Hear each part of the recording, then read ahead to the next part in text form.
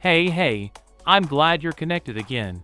Especially because I want to tell you that the Kings are already in Copenhagen to start their first state trip to Denmark.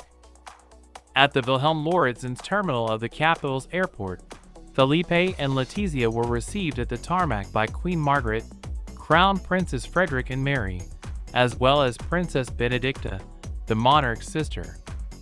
Taking into account that Donna Letizia, who has changed her clothes and has opted for a coat with lapels and a light-colored belt and red accessories, has descended the stairs of the plane on the arm of Don Felipe, while Princess Mary, he has opted for a bottle green coat and hat. Likewise, the wife of the Danish heir bowed to Don Felipe, and they all shared a loving greeting together. Later, the king and the Nordic sovereign have reviewed the royal guard. Many hours before, the Kings were officially and honorably bid farewell from the authorities' pavilion of Terminal T4 at the Barajas airport before getting on the plane on this tour that will last until this Wednesday, and in which they will be accompanied by the acting Minister of Foreign Affairs, Jose Manuel Alvarez. Precisely, this trip seeks to strengthen and promote relations between both countries and relaunch economic, commercial, and cultural relations. It occurs after 43 years of what Don Juan Carlos and Donna Sofia did in March 1980 where, in addition to the Nordic country, they were in Holland. After the reception, at 2:45 p.m., the Kings and the Queen traveled from Kastellet to the Palace of Christian VII in Amalienborg on a colorful carriage tour that passed through the most central streets of the Danish capital.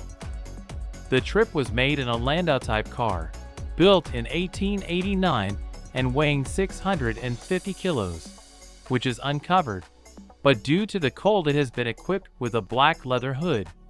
Then, the royal entourage has been escorted by a horse squadron from the Gardhuser regiment.